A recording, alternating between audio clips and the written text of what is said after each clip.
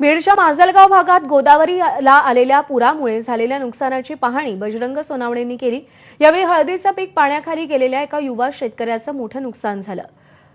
कवडगावथडी येथील युवा शेतकऱ्यानं लाखोंचं कर्ज काढून 2.5 एकरामध्ये हळदीचं पीक लावलं होतं। मात्र पुरामुळे हे सगळं पीक पाण्याखाली गेल्यानं पिकाचं नुकसान झालं।